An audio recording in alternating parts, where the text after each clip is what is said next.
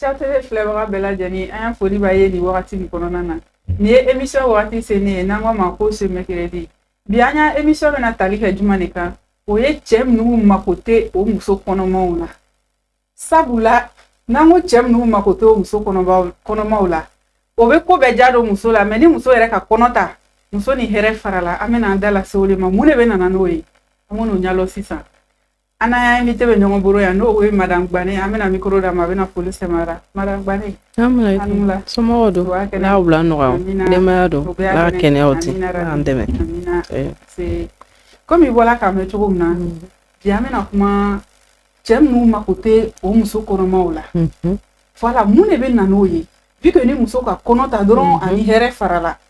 kelen do ka woro bɔ muso kɔ k'a furu mais n'a ka kɔnɔ ta ani hɛrɛ farala mun de bɛ na n'o ye. D'accord. Une telle question là. On t'aura sujet millénaire. Ah, c'est toi, Abbé. Quand on paye à on ne sait pas pourquoi les hommes réagissent comme cela. Il te l'a ou autant bon musoko. Quand muso furu kana bla lukono. Walidon. Il mata ko quoi be se bakela. Il mata ko ka be se ko werela. O ko son etrata. Maintenant ka konta. Alhamdulillah. Écoutez là, il veut muso na konobara toy. Muso le veut trop que nous konobara. Faut qu'ata jigi. Jigi do la lité che doy. Si era la ka bébé. Do betala mle kata ni muso kata muso blaka tunu. Muso be trop na fo mo nyuma do beta boaka. Kata ni muso yi. Kata ni muso yi shukono. Muso do be mafo. Nanga émission c'est là amana kaye madame Kone. Ala bena sara. A dɔ de la ka kɛ ɲɛna muso cɛ taara ni a muso ye ka taga bila ka tɛmɛ n'a yɛrɛ ye ka taa ni muso ka taa bila dɔgɔtɔrɔso la ka tɛmɛ n'a yɛrɛ ye muso ko a bɛna jigin muso ma se ka jigin ko coopération muso n'a bamuso bɛ dasi kelen t'a bolo musokɔrɔba le ka laminɛ ka taga bamuso minɛ ka taga n'a ye gisi la ka taga wariw sara k'a ko bɛɛ kɛ madame Kone na ale yɛrɛ bɛ baraka dɔgɔtɔrɔso la ale yɛrɛ tɛ baraka dɔgɔtɔrɔso la fana taara dɔ le bila sara hinɛ kɔsɔn ni muso dɔ ko da don o ya kɔnɔmaya la dɔw yɛrɛ bɛ n'olu ka kɔnɔ ta o ni cɛ yɛrɛ tɛ baro kɛ tuguni o lɔ bɛ bɔ cɛ la a ko muso kasa bɛ ci o nun na le a bɛ taa yɛrɛ kalifa jɔn na jɔnya le kɔsɔn nin sera a ma mɛ n'a sera goya ma don min na an ye to n'a ye ni bana la don min na an ye ɲɔgɔn dɛmɛ il est taillé que dien est avec troko yi il me lo ko kɔnɔmaya ka gbɛrɛ kile kɔnɔmaya kɔnɔta i ka kɔnɔta mɔgɔ min kama ko tigi t'i soutenir i tɛ ɲamɔgɔya i tɛ foyi fo furu kɔnɔ e do ka tɔɲɔ dɛ a yɛrɛ b'a tigi lɔgɔ bɔ i la a bɛ kɛ cɛ tɔgɔ kanu tɛ k'i la tuguni i bɛ kɛ furu nin kɔnɔ parce que i bɛ furu kɔnɔ sinon kanu tɛ k'i la muso cɛ bɛ occuper muso kɔnɔmaya la fo den wɛrɛ lɔgɔ bɛ k'i la mais e nana cɛ ne bɛ kɔnɔ ta ni le ka kɔnɔ ta ka taa kalo kelen na fo ka taa se kɔnɔ kalo kɔnɔntɔn la e ni tɔrɔkɔtɔrɔkɔ le b'a la i ni tɔrɔkɔtɔrɔ e nana cɛ kɔnɔ ta kanu bɛ k'i la cogo di a bɛ kɛ ni muso bɛ kɛnɛ tuma min na a bɛ boli muso kɔ n'a ka kɔnɔ na muso la paf dɔw yɛrɛ de la ka bori ka a muso n'a den to dɔgɔtɔrɔso la denmuso fila ka bori ka to yen muso y'a mɔgɔ le nana ka na den y'a jigili wariw sara ka muso minɛ ka taga n'a ye ka taa to yen a yɛrɛ ma taa muso bila a ma taa ni muso puisque muso ka échographie ko muso le donc il a refusé. Ok, donc si je comprends bien parce que ale muso den woro a ka muso to ni kɔnɔbara ye ten muso ka tɔrɔkɔtɔrɔkɔ ni kɔnɔbara fo ka taa muso se jigili ma muso jigila fara muso den fila a wurila k'a ye na ka na jigili wari sara ka muso libéré a ko a tɛ na parce que muso jigira muso den na k'a sɔrɔ a ka ɲɔmɔgɔ muso dɔ bɛ kɛnɛma o jigira muso den na a occupera o la mais min bɛ furu kɔnɔ a banna ka occuper o la mais pourquoi tu fais ça furu kun ye mun ye sisan furu kun ye mun ye c'est que n'i bɛna occuper la ɲɛnama kɛnɛma a kana furu kɛ a bɛ i bɛ kɔnɔ la kɛnɛma mais c'est pas ce qui est dans notre religion an y'a silamɛya mun fɔ an y'a diinɛ mun fɔ k'an ye to furu kɔnɔ la an ye den wolo mais mun kɔsɔn an furu kɔnɔ an bɛ den wolo la an bɛ tila tuguni ka sɛgɛn cɛw bɛ tila k'an ɲani tuguni n'o kɔnɔbara ye il yɛrɛ ye kɔnɔ filɛ kɔnɔ tɔrɔkɔtɔrɔkɔ filɛ ka taa kɔnɔ kalo kelen ma fɔnɔ n'a mun fɛn kalo kɔnɔntɔn ma do yɛrɛ b'a fɔ ko bɛ taa se kalo 10 ma e n'a la cɛ kɔnɔ tɔrɔkɔtɔrɔkɔ filɛ k'i bɛ wuru sɔgɔma i t'i janto muso la i tɛ muso filɛ i yɛrɛ t'a ɲininka yɔrɔ min dimina dɔ yɛrɛ delila ka fɔ ɲɛna ko a muso ma muso le ka fɔ ɲɛna ko cɛ ale cɛ kɔba k'ale yɔrɔ dɔ le b'a d'i ma cɛ k'ale ma ko bɛ filamugu finman feere la ko sabɔ dɔ si kɛ i b'a bila ji la ka min ko bɛɛ tɛ filamugu dɔ de ye a yɛrɛ furumuso ɲɛmɔgɔmuso da furumuso muso bɛ ɲana n'a kɔnɔbara ye ko muso wuru k'ale y'a ji bɔ k'a d'ale ma ta ko hinɛ banna dɛ ile ma hinɛ cɛ tɛ hinɛ dɛ i bɛ se ka hinɛ i bamuso la cogo di et puis a bɛ fɛn min b'a kɔnɔbara la a fila jɛn n'a dɔn ka woro n'a ɲɛna i y'a fɔ ko n y'a den a don kelen de ka tɔrɔkɔtɔrɔkɔ kɛ n'a ye quelle est l'importance du mariage n ko hinɛ de b'a kɔnɔ ni kanu bana hinɛ mariage ou 20 ans de mariage an bɛ barika ye muso dɔw ils sont violents avec les maris mɔgɔw b'a fɔ muso nin ka jugu a ka jugu mais j'ai l'impression que ce qui se passe dedans o le ka muso former o le ka muso changer o le ka muso révolter ni ka muso dɔ révolter la ni c'est le comportement de son mari ton comportement fait que la femme peut se révolter ni ka muso dɔ b'a fɔ ko ni ka den wɛrɛ kelen wolo n tɛ den wolo la tuguni est-ce que pourquoi il dit ça den kelen n'a ka tɔrɔkɔtɔrɔkɔ min y'a la ni kalo k'i t'a fɛ a kɔnɔma a fɔ ka kana den wolo kɛ a bɛ to a kanu na mais tu vas la mettre enceinte et puis pendant ce temps tu fais la belle vie elle est dans le foyer souvent même elle ne mange pas tu ne donnes pas à manger elle va rester dans ça jusqu'à il y a des femmes même qui font des fausses couches dans ça mais comment fléquer kɔnɔbara b'i la ko kɔngɔ b'i la surtout ni yɛrɛ mangɛnɛ k'a la kan si jeune yɛrɛ kɔnɔ an ka mɛ don a bɛɛ la dɔw bɛna fɔ non an bɔra n'o y'a ko dɔw ye quoi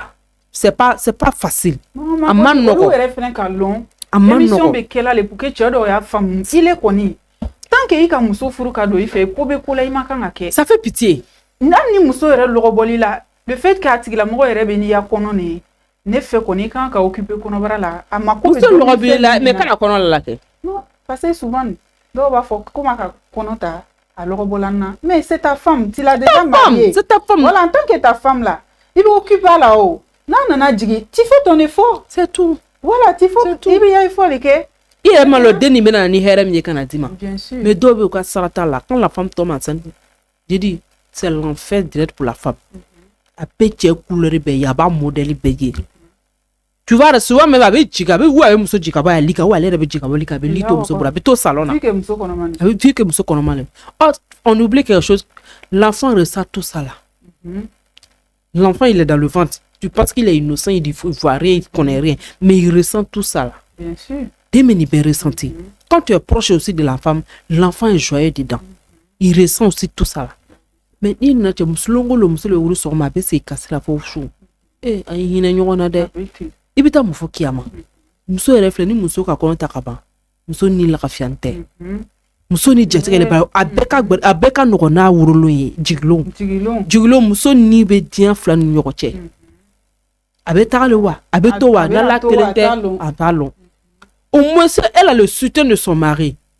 elle peut espérer muso dɔ yɛrɛ b'a la dara la tellement o sɛgɛla kɔnɔmaya nin kɔnɔ tout ça à cause de quoi ala ye lu ya latigɛ kɛ ni ye lu ye ni ye lafiya i bɛ nin bɛɛ kɛ i bɛ tila tuguni a bɛna tila tuguni ni tila na a bɛna tila tuguni k'a fɔ k'a bɛna deuxième kɛ n'i ye tuguni c'est ça quand tu veux parler on dit c'est dans le foyer tu es obligé d'accepter mais hélas en fana y'a filɛ la femme aussi souffre dedans l'homme tu dois changer ton comportement tu dois changer de quoi il y a des femmes aussi quand elles sont enceintes an m'an yɛrɛ bila an fana m'an yɛrɛ lɔgɔbɔ an bɛ kuma na cɛw ma mais an bɛ kuma fana musow ma an m'an yɛrɛ lɔgɔbɔ fana cɛ la c'est vrai la grossesse c'est bon on peut dire c'est une maladie c'est pas une maladie c'est pas une maladie en tant que telle a kɔni bɛ ko caman lɔgɔ b'i la mais il yɛrɛ fana ka lɔn i cɛ bɛ kɛrɛfɛ i boroki yɛrɛ la pour ne pas que pendant ce temps là o 9 mois nin kɔnɔ i cɛ ye se ka bɔsi la muso dɔ bɛ parakata bɔ yɛrɛ bila o tɛ se ka foyi kɛ hali k'a fɔ k'u bɛ wuli ka fɛn fitinin dɔ yɛrɛ kɛ ka di cɛ ma ko je n'arrive pas à le faire l'odeur me fatigue oui mais souvent il faut forcer le monsieur même doit sentir que ma femme là elle veut le faire mais elle n'a pas la force c'est ça mais il yɛrɛ b'i yɛrɛ bila le a bɛɛ kɔ ka taa sa tu as fait 9 mois la cɛ de bɛ to ka to denmuso in la kɛnɛ ma ka di muso ma i bɛ lɔgɔbɔ a la i bɛ lɔgɔbɔ i bɛ lɔgɔbɔ a la i bɛ lɔgɔbɔ ni yɛrɛ fɛ cɛ ye hinɛ i la fana kɛ yanni manière de le faire il yɛrɛ effort dɔ kɛ cɛ dɔ fana bɛ même n'i bɛ n'i yɛrɛ faga ni kɔnɔmaya la n'o ye walahi ils vont pas voir ça ale kɔni n'ale yɛrɛ ni ale muso ka kɔnɔ ta ka ban dɔrɔn ale ɲɛ bɛ kɛnɛma yɔrɔ in la a ɲɛ bɛ kɛnɛma yɔrɔ in la k'a sɔrɔ kɛnɛma yɔrɔ nin fana bɛ se ka kɔnɔ ta fana kɛnɛma yɔrɔ bɛ se ka kɔnɔ ta sisan le cas ni k'a dɔn k'i bɛ fɛ ka to genre a kana kɔnɔ ta i bɛ to ka taa kɛnɛma pour ne faut pas faire enfant an bɛ an vie kɛ les jours tu seras prêt maintenant pour faire enfant la an b'a kɛ olu kelen de bɛ tila tuguni ka kɛlɛ bila kɛnɛma i yɛrɛ bɛ kulo kɛ i y'a barikaden kɔnɔma ka yɛrɛ i la ka kɛrɛ bila i la k'i ban ne denkɛ ma ou bien k'a ka fɛn dɔ a bolo la k'a ban ne denkɛ ma pendant ce temps n'ile ka kɔnɔ ta a ti il ne kɔni ka kɔnɔ ta il ni hɛrɛ farana il s'en fout de toi il s'en fout de fait tout dehors ni ka don tɛ olu kɔnɔ a bɛ don ka la a ye hinɛ musow la jigini ka gbɛrɛ dɛ kɔnɔmaya ka gbɛrɛ fo ka taa se jigini ma muso ye hinɛ fɛn ye cɛ min yɛrɛ bɛ a muso hinɛ minɛ wala i tɛ to kɔ muso ka duwawu kelen kelen bɛ kɛ tu penses que non c'est pas ta mère n'a ka duwawu kɛ ɲaga n'a ka danga kɛ c'est faux c'est faux muso y'a duwawu kelen kelen bɛɛ bi sutara muso y'a danga kelen kelen bɛɛ b'i ta tiɲɛ i kɔni fo n'a ma k'i ya muso ko n'i ma don n'a ye n'i le kɔni jɛna ni muso ye kaban lala ko ni muso k'i danga tiɲɛ kan a bɛ minɛ a ka duwawu k'i ye fana a bɛ minɛ a bɛ minɛ toi tu penses que tu t'en fous que non c'est ma femme je suis supérieur genre nga corona ye donc elle peut pas être supérieure à moi tout ça là c'est faux ko mɔgɔ kɛla hakiri kelen une fois k'i ka muso furu i kɛla hakiri fila donc souvent i yɛrɛ den a b'i ladi o c'est ce que moi j'ai dit souvent là jogo fila le bɛna ɲɔgɔn kunbɛn yɔrɔ kelen na hali de bɛ tila ka jogo ɲuman ɲini ka don a denw la ele bɛ nin kɛ muso la denw bɛ kɔrɔbaya nin kɔnɔ toi tu penses que ton fils va avoir pitié de sa femme demain non puisque son papa n'a pas été reconnaissant envers sa mère son papa n'a jamais été là. Son papa n'a jamais soutenu sa maman étant enceinte. Oui, il s'est dit que non, que c'est une bonne idée, c'est un bon comportement. Mon papa l'a fait, donc on dit celui qui ne fait pas mieux que son père est un imbécile. Toi, tu penses qu'il ne va pas faire mieux que toi. Il va faire mieux que toi. Il va faire mieux que toi. Et il va mouler faire la cabla. C'est quoi tu attends les produits? C'est un mauvais comportement. C'est un mauvais comportement. Il va produire la cabla. Un mauvais comportement, il va produire la cabla. Lui, il va le faire, lui, son enfant va voir, ils vont le faire jusqu'à après attaquer habitude de famille. Il y a tout mal à tirer dernier muso de Toubé. Allez, reconnaissez fois nous n'a dit quand dit la comme il a fait tout comme ça. Voilà au cas où la mana de trop sola. Amana muso nana lukono. Tiens, mana kana wadi ko ka bake ka di muso ma. Le lendemain nous talambe muso fula muso digi barato be kasila. Yalla. Mo anu ere be kasila le kapoyi. Muso ere jigini abi kasila ni ko mo meni fere be se ka ke. Ipa do be de se to la abokin. Même une fois les ke wari tigi ba. Ni ere dula lu kono ko chen be soni koma. Iba fo ko biali. Kanyina ko tere iya here debi ya demaya lela. Boni muso do klala na après comme il ka fo chukum na be klala chukum. Ayi. Klala na den woro ka sankelen doron kedo iba doron yere bla pola doron iba be sere ko kana. La femme aussi on oublie tellement vite. La femme on oublie tellement vite. Il veut claver de la piège. Ala ka dan ke o. Aka ke ka nyene. Sinon ni muso tu te nyina tu manyo. Je te dis. Parce que tu as un comportement do ere ke muso la. Ni muso ko kwa ba tasara. Amano. Ima ya chaque fois ere che ere ka jugo muso ma. Mais ni muso do wuri la ko bo tasara do be muso to kota. Il est chanté sur il le fait. What tu belé le jota la. Muso te jo sur chef ka yi. Tu kuna tu comme na muso nyene mate. Anta. Ero mi kala bongo na lutalo. Si tellement elle a trop supporté là. Ni que muso do be déborder là. Dis-toi que elle a trop encaissé. C'est vrai, c'est pas une bonne manière. On dit non, il faut être soumise. La soumission, ça va nous tuer un jour. La soumission, là, elle est comme ça, chama fara. Soumission, chama, elle est comme ça, chama la tara.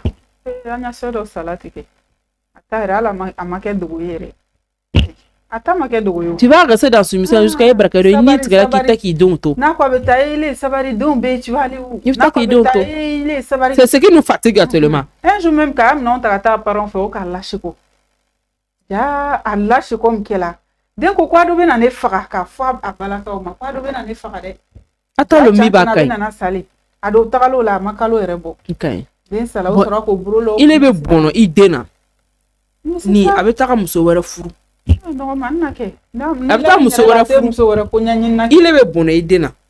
Avec muso wera ko nyanyin na. Comme ça là. Tu dois rêver, muso wera bante klebina ni bobeta muso wera furu. Mais la femme là, a testé kake. Elle peut pas se permettre.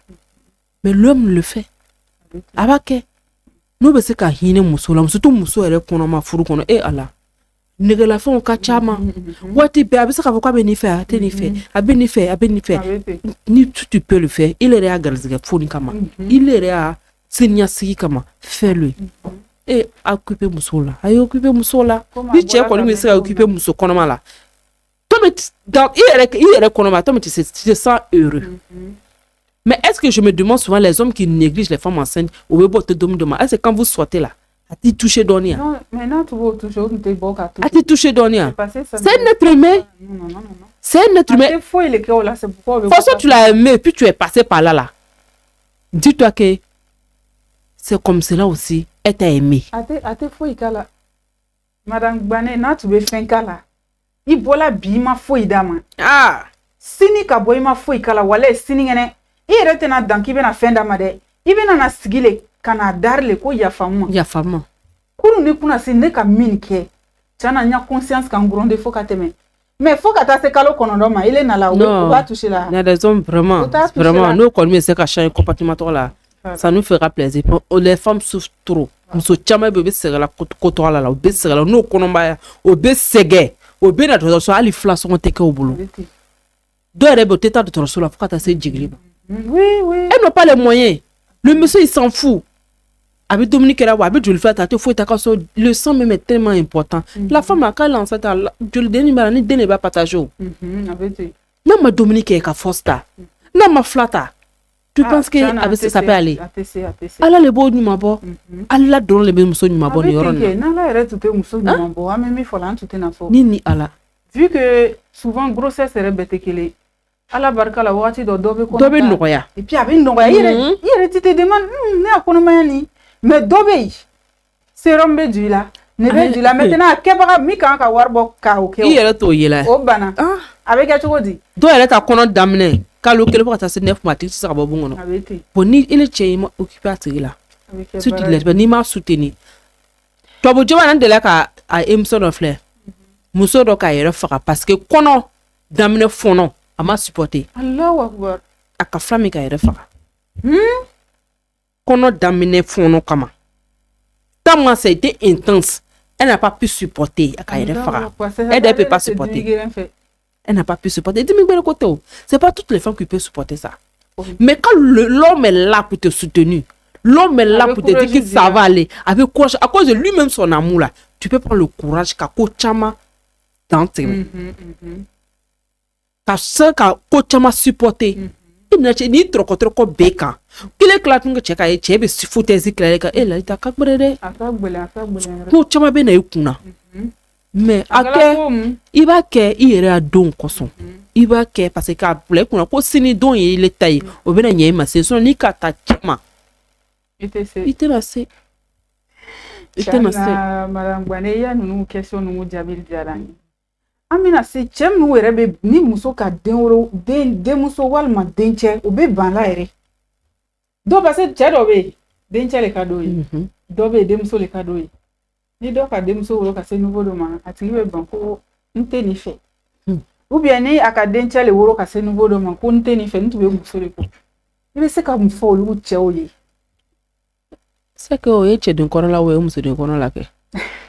ile ta lai ne ta lai quoi il de konola walma e muso de konola c'est tout c'est possible comme muso be se ka dincha woro sans l'intervention de Dieu che de konola c'est qu'il est se ka che de konola sans l'intervention de Dieu c'est Dieu qui le contrôle allez là-bas faut qu'on y vienne ima ni ne bini makonya modima ni de kokono qui le to fait kwala ka midi to fait ko fo muso le ya fabriquer ben fabriquer ka che de konola wo ya ka muso de konola ni ka che de konola aba woro ka dima c'est ne que le bac il quelqu'un ou on fait le bac donc ça toi maintenant il veut tactique il a na ma que tu comme avec chede on est vraiment que musore abo tactique rama que ntala italai mais ça ka dima chokodi ça ka dima c'est les lettrés qui pensent comme cela sur le moment où il sigi on dit lettré ma ko mi tra école là dien era il lettré bi comme dina il est très bien dina est refana il est très bien sur moi mais ka dina long ni ka dina famille kan ko ala le massa tu peux pas réagir comme cela tu peux même pas réagir comme cela tu n'es pas forcé tu fais pas forcément que tu dois aller à l'école pour pouvoir réfléchir comme cela ni ka dina long tu peux pas faire ça ala ka débarquement dron dama il est ala daro dron la ka débarquement il sera chéde no woro o chéde le be fa ka bagay ndela ka a histoire de la même so ko cheka a fachela ka muruta ka ba kanatike ako denchama tabari ne ko ni nga fache bugo mais ma kanatike ngala dal tu denche soray mais flebe mi kelana ngo ni nga fache bugo mais ma kanatike sabari kanatike ya denche soro kun kala muye ya denche soro kun kala muye kashidiya kuma ma an yɛrɛ b'a mɛna l'herbe a ka facɛ faga mais si de la ka mɛ ko muso le k'a facɛ faga muso a caman bɛɛ ye cɛden yɛrɛ ye ne yɛrɛ ɲamɛtala ma muso ta mɛ muso den yɛrɛ bɛ hinɛ tellement facɛ la muso den bɛ hinɛ facɛ la cogo min na cɛden tɛ muso den bɛ hinɛ a parents la ko b'a fɔ ko non dɔ dila k'a fɔ ko non ko muso den olu bɛ taga famille wɛrɛ la le ka sɔrɔ muso den ta le bɛ na cɛden ta bɛ bɔ il a fait ni muso den loro bɛ bolo ala sungolo dɔrɔn yira an na fo ka taa sungolo ba ale tɛ sugaya culo kelen sa n'o cɛw kɔni kɛla cɛ hakilimaw ye bilancɛ ɲumanw ye hali ni nafolo t'a bolo même ni sukaro culo kelen de o bɛna d'i ma sukaro culo kelen kɔni na tile fila k'e bolo n'o bɛɛ tun nana sukaro culo kelen kɛ d'e ma e ko e tɛ bɛ sungalo se yɔrɔ jan i bɛ sukaro san muso den nafa tɛ yan isa taara n'a y'a faso la le n nana n'a y'a muso y'a sɔrɔ a bilaso le nafa t'o la o bɛɛ ye nafa dɔ ye ko kungoya yɛrɛ ye kɛ cɛ y'a muso ta ka na n'a ye k'a fɔ ko a boloma fara ye nin ye hali da si kelen de n'o ka fara ɲɔgɔn kan ko musodenw bɛɛ cɛ y'a fara ɲɔgɔn kan dɔ tɛ kɛ yan cɛdenw bɛ taa ni si la sa il donne en tout cas dans la famille souvent cɛden yɛrɛ bɛ baka ko dɔ kɛ famille kɔnɔ k'a se tɛ ɲɛ mais n'a sera muso ya famille ma a b'a labɔ a bɛ ten i y'a cɛden sɔrɔ kun kɛla mun ye nafa kɔni t'a la nafa t'a la musoden dɔ fana bɛ yen même cas la o b'a kɛ o bilamuso ye o b'a kɛ o bilamuso la mais n'o nana se o faso la bɔnsɔn bɛ wuli ka gbage ka d'o ma o b'a dɔn mais n'o bɛ o bilamuso la ayi o bɛ wuli 4 heures du matin ka gbage ka yɔrɔ filan mais n'o nana se o bamuso fɛ bamuso le bɛ y'a wuli ka gbage ka d'a ma a b'a dɔn i y'a den woro kun kɛra n ko bibi n'an bɛ den woro pour dire que sini olu bɛ wuli ka kɛ ka d'a ma n'an dɛsɛra yɔrɔ min na olu lɔni bɛ yen dɔn b'a dɔn ala y'an sɔn débarquement de la k'a fɔ k'an bɛ wolomani kɛ nin i ka wolomani kɛ gansan de i ka wolomani kɛ ok Dieu bɛ te donner mais ale bɛ se k'i fagabaga ye an y'a cɛ dɔ bɛ yen ale ka taa dɔgɔtɔrɔso la ala sabari d'a ma amin arabe ka taa sɔrɔ a muso jigira denmuso la vu que denmuso saba de tun b'o bolo naaninan ka taa sɔrɔ muso le ka bɔ a yɛrɛ tericɛw la o ne kɛrɛ ma ko k'a ka mun sɔrɔ ko ka o yɛrɛ ɲɔgɔn dɔ sɔrɔ yen et puis a taara yen ka muso to dɔgɔtɔrɔso la walayi a yɛrɛ frɛw le taara ka taa muso ma ta ka na lu kɔnɔ et puis muso nana ka kɛ komi ka dimi muso kɔrɔ ele ma fɛn min don muso kɔnɔ c'est à dire olu yɛrɛ lan tɛ ala yɛrɛ la le quoi sinon ni lan na ala la i tɛ ko modèle kɛ i tɛ ko modèle de kɛ jamana dɔ la a ministre dɔ ta kɛra ten ministre muso o ko a fitinin tɔ la a denyani a muso bamuso jigila a facɛ bana la ko muso den Allahu akbar mais den kɛra ministre ye den ka lu lɔ ka di Fatima ma Fatima b'o bɔnɛ le kɔnɔ ten Allahu akbar muso den bɛ ko a tɛ mako ɲa k'a tɛna foyi ɲa o le kɛra ministre ye ka lu lɔ ka facɛ bila la ka cɛdenw to Allahu akbar cɛdenw musodenw ni den kɛra den barikama ye kaban i bɛ ala dar'o le la ni den kɛra den barikama ye kaban y a rien de tel wolomani tɛ yen ne kɔni cɛ bɛ kulekule ko i ma kɛ muso ye i ma kɛ cɛden ye an fila de b'a fabriquer cɛ ne ma lala kala o dɔw fila y'a fabriquer a bɛ kɛ cogo min a y'a yira ɲɔgɔn na comme il est fond de fabrication a fabriquer e kɔni y'a fabriquer ele y'a di ne ma ne b'a woro k'a di ma mama ele tɛ ala ye ne tɛ ala ye e bɛ se ka kɛ de k'a fɔ ko ne ye cɛden wolo ko ne ye musoden wolo k'a di ma ala le bɛ kitila bɛɛ la ne kɔni b'a la da ala ye den barikama di a ma n'ala ka den barikama di ka ban yan ne de tɛ ni barika hali don kelen bɛ ni barika b'a la mais den kelen yɛrɛ hali den kelen ni barika b'a la c'est bon tu vois souvent a ka ca ni den tan yɛrɛ dɔ ye souvent famille dɔ yɛrɛ la a ka ca a ka ca mais wale kelen a bɛɛ fagabagatɔ kelen de bɛ bɔ ninnu la ka dɔn ni famille bɛɛ ta donc ça veut dire que hali n'a kelen de tun bɛ yen ala tun bɛ n'o yɔrɔ kelen de d'a ma donc i ka min fɔ nin k'i ka kuma sɔn si la ala den barikamaw d'a ma amina rabi i ka den kelen sɔrɔ a kɛla cɛ ye o a kɛla muso ye o ala y'a barika don a la dɔn ala barika rien de tel dɔ ka nɔgɔ a bɛ ten ala y'an dɛmɛ amina an bɛ taa ni muso kɔnɔmaw ye toujours cɛ minnu tɛ occupé muso kɔnɔmaw la an ɲɛ bɛ cas dɔw fɛnɛ na o cas ye min ye n'o ye muso ya côté ye cɛw bɛ ala minɛ ka den n'o ka den kɛ ni muso ye ka ban après o tɛ fani san ka don den na tuguni genre comme o ka den olu sen bɔla la olu tɛ denkɛ ye dɔn muso ye machine ye ale b'a kɛ olu bɛ sigi ka se ka tɔnɔ kɔnɔ sini muso le bɛ den ladon jan kelen de k'a kɛ a jalan kelen da o le ye ka jalan kelen i kelen de da ne y'a woro ka den ma ne b'a ladon ka den ma dɔrɔn madame Gbanele yɛrɛ k'o ye di n'o ko den lamɔ ole tɛ den muso kɔnɔma ye o k'a fɔ ko kalo kɔnɔntɔn a bɛ tɛmɛ ale tɛ tɛmɛ o ni den lamɔ a bɛ ɲɔgɔn na le des années et des années et des années tant que ni den yɛrɛ ma kɛ mɔgɔ ye ka bɔ i kan yɛrɛ bɔla i kan i bɛ se ka ban o la i tɛ se ka tila den lamɔ na n'a fɔla ko den woro dɔrɔn ile k'i kɔ don bamuso la bamuso le bɛ occupé o la madame Gbanele bɛ se ka mun fɔ n'o den ɲɛna sini u bɛ segin kɔ ka na c'est mon enfant c'est ça mais quand c'est pas bon muso juguden a bɛ ten hali bi ala sabari di muso ma ala sabari d'o ma cɛw yɛrɛ fana o ye sabari o bolola dusu ka dɔ kɛla ten a fɔra depuis a mamuso tuma na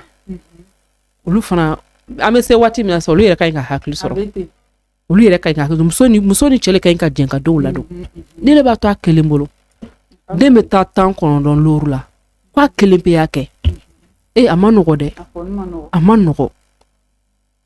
an ka woro o ye tiɲɛ ye an bɛɛ ka kɛ jalan da an bɛɛ ka woro o ye tiɲɛ ye mais n'a sera lamɔ ma an ye ɲɔgɔn dɛmɛ ka kɛ ko ka n'a ye ni diya le an bɛɛ b'a kɛ n'a kɛla goma ye an kelen b'a kɛ demain là quand la femme va venir avec l'argent là c'est mon enfant normalement il doit pas donner l'argent à sa maman ni den ɲɛna o bɛ dimi ou bien o b'o ɲininka i ka joli le di bamuso ma dɛ k'a sɔrɔ pendant bamuso b'a ka min kɛ ele m'a kɛ ala dan yɛrɛ 9 mois ni de bamuso b'a ka min kɛ e m'a kɛ muso dɔw bɛ fana dans ces genres de cas là c'est vrai le monsieur il a été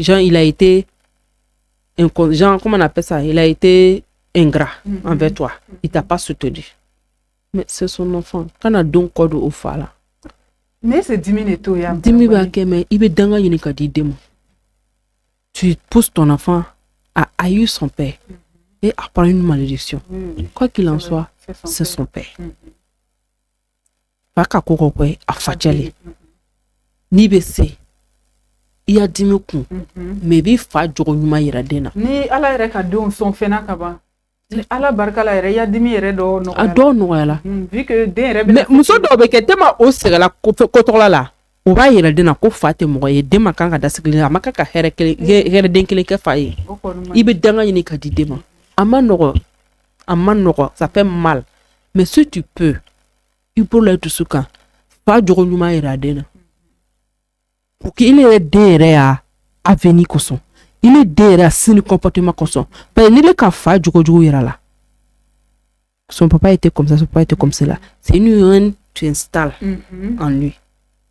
tu penses qu'il va respecter une femme encore voilà ça et peut-être il va faire plus que lui mais n'i le ka fa jogo ɲuman yira la il va toujours aimer ressembler à son père même si c'est un mensonge même ni kaloko tienne ni kaloko tienne même si tu sais que c'est faux ce que tu es en train de dire c'est faux mais dis-lui que ton père il a été comme ça il est gentil il est comme cela pour qu'il puisse prendre un bon comportement comme Anya Starbuck et Daju à chaque fois n'a pas parent avec moi fort vu que au séparé la photo fitini va faut aller tout calor bamso be segela ma bamso ma de ka afache toro jugu fo bon, allez, non, les dons, ça fait que il a réussi, voilà, il a réussi à pardonner son papa vite. C'est tout, c'est tout. Malgré qu'il allait renana y faire ni bay, mais tellement bon so re tout faire trop du fort. À quelle heure a doucement ama hen to takata rojan quoi. Ko kamle do de la ka a foko ale be tungana ma be tungana den be aba fo tungana den be yana o ye occupé o y'a parole la kana différence do ni ɲɔgɔn cɛ k'ale ba k'ale bila heure la bi ale ba ko ale ma ko ale facɛ tɛ mɔgɔ ye ale facɛ tɛ fɛn ye ale facɛ ma foyi k'ale ye ale facɛ k'ale tɔrɔkɔ ko bɛɛ l'ale kan ale fana ka facɛ négliger ale nana ka bɔ tunga na kana ale nafolo b'ale kun tunga na ma nana a ma nafolo yira fɛla kuma k'ale bɛ tɔrɔkɔ la ko ale ma ɲɛ sɔrɔ a yɛrɛ ma dasi kelen a ma di fa ma yani kuma ma faamuya ka ɲɛ ne fɛ ye su kɔfɛ Jean a bɛ tunga na Adam a bɛ tunga na no a bamuso ka ko bɛɛ ko a taara tunga na a taara tunga ka sɔrɔ fa ale ka ko bɛɛ ka tunga mɛ bamuso kama k'ale ka ko bɛɛ ko den taara tunga na ko fa tɛ fɛn ye fa ma hinɛ ale la fa tɛ fɛn ɲɛna ale ye fa k'ale sɛgɛn den reçu la donc fa k'ale sɛgɛn donc a ko bila den kun na min kɛ il n'a jamais aimé son papa a ma k'a fa fɛ a taara tunga na ɲana a ka fɛn sɔrɔ mɛ a nana a donna lo min na so a ko facɛ ma k'ale ma baara sɔrɔ a tagala a nana nin bɛɛ kɛ ka taga a ma da sigilen di fa ma ja fa ka terrain bila tɔgɔ la ka terrain papier di a tericɛ ma ko lo min na nin tɛ nin ye n dencɛ ni nin ta ye a taa tiɲɛ nin yɔrɔ le ɲɛ ten nafolo nin filɛ a bila ɲa ko parce que tunga ma nɔrɔ ni ko n'a ma ɲa bolo nin dama a y'a yɛrɛ débrouiller n'a ye ala nana fa y'a kalifa minɛ a la k'a siri kɔ la sisan ka na a nana sanga la facɛ tɛcɛ bɔra ni lu papier ye k'ale yira la sisan i fa kun ka n'i bila ye ka tila ka ko facɛ tɛcɛ ka facɛma y'a kuma bɛɛ enregistré a ka bolo la kunna ka kule k'ale ba k'ale bila firi la k'ale ba k'ale bila firi la ale ma se ka fɛn ɲa facɛ fo ka taa facɛ sa ale ka bila kunna ko ale facɛ tɛ mɔgɔ ye ale facɛ k'ale bamuso tɔɔrɔ ale facɛ ka ɲani bɛɛ la ale bamuso kan ja ko tiɲɛ t'a la k'ale facɛ t'ale fɛ a ka bila den kunna ko tiɲɛ t'a fɛ tiɲɛ tɛ den nin fɛ donc a nana tunga ale dasi kɛra a ma di fa ma a taga ni kɔfɛ fa fatu la ja fa ka na k'ale ka avenir bɛɛ préparer ka bila ko tunga ma nɔ n'a mana ɲa a bolo ni dama a b'a yɛrɛ mako ɲɛ n'a ye a ye nana fa tɛ cɛ ka enregistrement ni fɛnw bɛɛ d'ale ma ale la sa ka buru la kunna donc k'ale b'a fɔ bɛɛ ɲɛna a kana bamuso y'a kuma lamɛn k'a fɔ k'an ma an bangebagaw minɛ la i bangebaga le quoi qu'il en soit a n'a muso de k'o y'a ko kɛ tu es innocent dedans mais kana don o y'a kɛrɛ la ka ja ni ma ɲa kɔ i ka dɔn den yɛrɛ bɛ hinɛ ba la ka tɛmɛ fa kan a bɛ se ka minnu kɛ i la i b'o k'a ye mais i kana facɛma ka ko o interdit den dɔw yɛrɛ bɛ o bɛ fa ni o bɛ kɔrɔbaya ka sɔrɔ fa ni ba bɛ fara na mais a bɛ tila k'o don ɲɔgɔn na a bɛ tila k'o don ɲɔgɔn na a ma fa ta lamɛn a ma ba ta lamɛn lui son objectif est que a y'a parents filaw ye kɛ ɲɔgɔn bolo tout ça là c'est bon mais n'i le ko fara ka bɔ ɲɔgɔn na donc i kana ta i y'a dimi ma i bɛna ta i y'a dimi quand même i yɛrɛ y'a dimi tɛ i bamuso y'a dimi de non mais ni bamuso oui i kana ta i y'a dimi ka kuma jugu fɔ cɛ y'a juguya fɔ a den ɲɛna i bɛ den détruire la pour lui là il va jamais oublier ça et puis il va pas t'aimer voilà c'est ce que il va te détester voilà a bɛna bila kɔnɔ ko n bamuso tɛ mɔgɔ ɲɛnama ye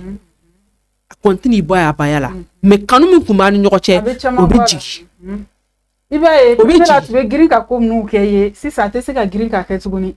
hali ni ka kuma dɔ fɔ o fait i ya kuma kɛla bolo fɔɲɔgɔn ye c'est ça i ya kuma jaabi ne kɔnɔmaya la i fa ma foyi kɛ ne ye n sɛgɛnna i kɔnɔmaya la a ma ko ɲa a bɔra ta donna ten donc a yɛrɛ kun ko k'a t'i fɛ i de bɛ kɔrɔya n'o ye i bɛ yɛrɛ kɔrɔya n'o ye longo la a b'o kuma répéter i bɛ kɔrɔya n'o ye tu vas jamais aimer ton papa tu vas jamais aimer ton papa maintenant mais c'est an y'o côté bɔ a la c'est vrai an bɛ sɛgɛn a kɔnɔ an bɛ sɛgɛn furu kɔnɔ kɔnɔmaya la i bɛ sɛgɛn a bɛ ko bɛɛ la kan a yɛrɛ bɛ baga dumuni d'i ma mais a yira den na k'a falen a yira den na k'a falen i y'a yira la k'a falen quoi qu'il en soit c'est son père kana a kuma jugu f'a ye ka ye i na ka bɛ se ka min k'a fa ye a to a y'a ka ye ala y'a sabaru d'a ma ala y'a sabaru d'a ma k'a dusu d'a ma an ye se k'an denw lamɔ ka ɲa den lamɔ ka di dɛ n'i sela la kɔni i bɛ nafa sɔrɔ la ni fana ma sa la i bɛ ya diɲɛlatigɛ i bɛ den yɛrɛ ya diɲɛ peut-être lahara yɛrɛ fana i b'a tiɲɛ ka fara kan ala y'a sabaru d'a ma madame Bonnet fana i ye cɛ i ya ninnu question ninnu jaabi la comme émission sera ouvrir l'heure ma i bɛ se ka conseil min di cɛ minnu tɛ occupé la o musow kɔnɔmaw la i bɛ se ka conseil min di o ma i b'a d'o ma k'i ka mot de fin fɔ kulubali cɛw fo fana cɛw a ye sabari a ye occupé muso kɔnɔmaniw la muso bɛ sɛgɛ tubabu jamana na o bɛ cɛw to o bɛ taga don salle d'accouchement na ka muso ya tɔrɔkɔ filɛ cɛ ni ka nin ye i bɛ nimaya da la ma i bɛ hinɛ muso la cɛ de la ka crise salle d'accouchement kɔnɔ tellement a ma la parce que a ye muso bɛ sɛgɛ cogo min na a bɛɛ ka fisa n'a césarienne yɔrɔ ye traumatisme bila la cɛ dɔ fɛnɛ na a bɛɛ ka fisa n'a césarienne ye parce que n'i yɛrɛ ɲɛ bɛ muso kɔnɔnɔgɔ bɛ bɔ bila na i b'a lɔ ko muso bɛ sɛgɛ ko muso bɛ tila tunu ka tɔrɔkɔ k'o kɔrɔ k'o den lamɔ a kelen a ka nin kɔnɔmaya ni sɛgɛ kɛ ka tila kana k'o den lamɔ sɛgɛ kɛ a ye sabari a ye hinɛ an na dɔɔni a ma nɔgɔ dɛ a ma nɔgɔ kɔnɔmaya n'a fɔnɔ kɔnɔmaya n'a dusukunkumu kɔnɔmaya n'a tɔrɔkɔ bɛɛ ko hali y'a soutien tɛ tuguni ka fara kan sufɛ i tɛ sunɔgɔ ale bɛ gɔnɔdɔli la a yɛrɛ ka sarati fɛ i bɛ sunɔgɔ la wa i tɛ sunɔgɔ la wa a bɛna tila kana fɔ ko wuri ka yan ji sigi t'a la a dɔw yɛrɛ bɛ taa si salon na dɔw bɛ taa si salon na k'i to yen n'a k'i ŋuna kamera a bɛ bɔ ka taa si salon na k'i to yen ko nin n'a kɔnɔma dɛ on dirait c'est autre chose est-ce que ça c'est une maladie c'est pas une maladie mais c'est grave dɛ c'est une maladie hey Allahu akbar maladie min ni seliya thème ma souvent i bɛ se ka taa o de maladie est grave maladie même que c'est pas une maladie quand elle prend grossesse ça on dirait c'est la fin du monde mais tu sais c'est quoi elle a il m'a long elle souffre de quoi il m'a long trop magazine il m'a long si tu pouvais sentir ça juste un peu à carrière donc tu n'allais pas pouvoir supporter ni tu me sais au carré tromper ni tu me sais au carré tromper supporter comment on appelle ça sentir il n'allait même pas il peut pas supporter il peut pas supporter donc ça va aller occuper muso kɔnɔma la o bɛ taa dɔgɔtɔrɔso tuma dɔ dasi kelen tɛ k'o kun k'a fɔ ko bɛna fura san ordonnance bɛ taa di ka taa fara ɲɔgɔn kan ordonnance bɛ taa di ka taa fara ɲɔgɔn kan ordonnance tɛ san fila tɛ san fo va n'i sera nin tɛna hinɛ ale la den min b'a kɔnɔbara la i bɛ hinɛ den na il est innocent a ma darugu a ma fɔ k'a bɛ na au moins la moindre des choses donne-lui à manger. Et quand la femme mange, lui reçoit. Quand elle a le stress, lui le reçoit. Quand elle est heureuse, lui reçoit. Hina la. Do be que me no klara ni den wora den to cadeau ede. Mais au moins muso deme. Paponi. Junior. Larissa olu ere le to nyini ka la. To nyini ka di fo be précipiter ça de ngulona. Seigneur. Ala an deme. Amina sabaru dam. Ali bi ala an kanu do nyogona. Asa bebe kanu no kono de. Ni kanu be furu kono kaba. Wala ani ki sentalo adusbe kasi. Ala kanu do ɲɔgɔn ala sabaru cɛ amina d'accord jatebe filɛbaga bɛɛ lajɛlen komi a bɔla k'a mɛn cogo min na cɛ yɛrɛ kan ka occuper a muso kɔnɔma na hali ni yɛrɛ ma kɛ dɔ wɛrɛ kosɔn i yɛrɛ le ka kɔnɔ nin la fo ka se nin wagati nin ma i ma kan k'i muso to nin tɔrɔkɔ nin na san a bɛ ɲɔgɔn dɛmɛ bolo fila le bɛ ɲɔgɔn ko hali ni vraiment muso yɛrɛ ça va pas ile yɛrɛ ɲɛ b'a la tiɲɛ na a kɛcogo man ɲi mais taga n'a ye dɔɔni parce que mɔgɔ min tun tɛ ten n'a kɛla ten ko dɔ le ko dɔ le b'a kan ko dɔ le ka kɛ ten sinon a tun tɛ ten donc an ye taga ni ɲɔgɔn ye dɔɔni an ye sabari an ba minnu fɛnɛ n'o tilala o tɔrɔkɔ la an b'a fɔ k'an bɛ vengeance kɛ kɔfɛ an ye sabari an ye taa ni ko ye dɔɔni mun yɛrɛ kosɔn an y'a denw kosɔn walasa olu yɛrɛ na kɛ mɔgɔba dɔ ye sini donc bon ni y'a kuma nin ye ka bila nin yɔrɔ nin na jatebe filɛbaga bɛɛ lajɛlen a ye video nin partager ka like an y'a page YouTube bɛ yen Facebook bɛ yen an ɲa bɛ aviement na ten nin ye madame Gane Asapimani donc ni mɔgɔ min bɛ ninnu modèle ninnu fɛ a ye sini k'a ma i b'a cɛ tale fɛ wa i ko a muso taw le o bubu marocain wa modèle bɛɛ ka ja i bɛ langana biri ka ja i yɛrɛ ma i kana langana biri langana tɛ ne kana o ɲɛ t'a la i ma jɔn de b'a fɔ ko masape i sape la donc a kɛna ɲina nin ye émission wuri